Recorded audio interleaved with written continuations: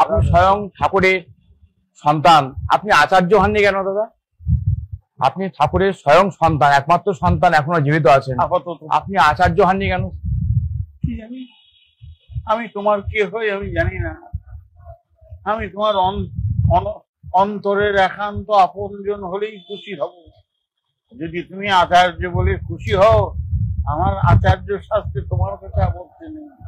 আচার্য যদি হই তাহলে আমি তোমার আচার্য, আচার্য যদি হই তাহলে আমি অনিল বেদার আচার্য। কিন্তু আচার্যের অভিপ্সা আমার না। আর বিকৃত অভিপ্সা হলে বাধ্যতামূলক আচরণ সিদ্ধের অবয়বটা তৈরি করে। একটু প্রকৃত আচার্য যদি বলেন যে প্রকৃত আচার্য কে? ঠাকুর তো বিভিন্ন জায়গায় আচার্যের ব্যাখ্যা দিয়েছেন, এবং পুরুষোত্তম আসেন যখন ইষ্ট আচার্য, তিনি গুরু, তিনি সবার জীবন দ্বারা, তিনি সবার জীবন মেরু। এটা যে একটু ব্যাখ্যা দিতেন যে আচার্য প্রকৃত আচার্যকে, এটা যে বলতেন। আমার মনে হয় ওটা সঠিক না। বিকেন্দ্রীকরণের একটা প্রথম ধাপ আচার্য সাজাতা। নিশ্চয়ই আচার্য যদি হন তিনি আচরণ সিদ্ধ, আর তার আচরণে উদ্দীপ্ত হওয়ার জন্য তুমি যদি কাউকে অবলম্বন করে থাকো, তাহলে তিনি তোমার আচার্যের প্রক্ষেপণা, তিনি আচার্য নন। তুমি প্রথম গাছ যখন তোলো তখন আমার কথা যেন মনে পড়ে, আমার মধ্যে দিয়ে আমারই প্রিয় পরম তোমাকেও নিশ্চিত হোক, এই আমার প্রার্থনা। আর তুমি আমার কি প্রার্থনা করবে? তিনি আমার সততই প্রার্থনায় মন্দীভূত করে রেখেছেন।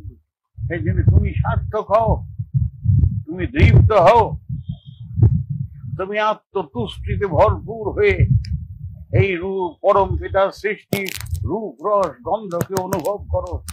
তার কর্ম সাধনে তুমি তৃপ্ত হয়ে উদ্দীপ্ত হয়ে থাকো, এই আমার প্রার্থনা। এটা আপনার পরম সৌভাগ্য, বা আপনি সৌভাগ্যবান যে আপনি পুরুষোত্তমের সন্তান।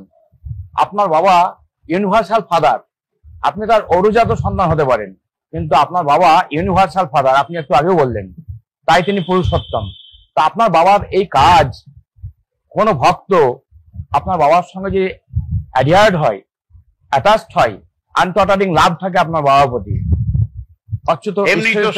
তাহলে আপনার বাবার কাজ তো করতে পারে, গোটা পৃথিবী আপনার বাবার কাজ হতে পারে। দায়িত্ব করতে পারে কিনা সে হয়তো করতে পারে, কিন্তু যে করতে পারার অধিকারী, যে করতে পারার অধিকারী, সে নিজেকে কখনো সেরকম ভাবতে পারে না। কিভাবে আমি তার অনন্তের দাস অনুদাস, আমি তার পাদ পূরণে সার্থক হয়ে বলি। আর তাকে যদি আচার্য বলে কেউ পুজো করে, তাহলে তার ওই পুজো তারই প্রিয় পরমের চরণে পৌঁছে দেয়। এটি তার মূলগত স্বভাব হলে তবে সেই অধিকারী, আর কেউ না। বাই কোর্স আচার্য হওয়া যায়।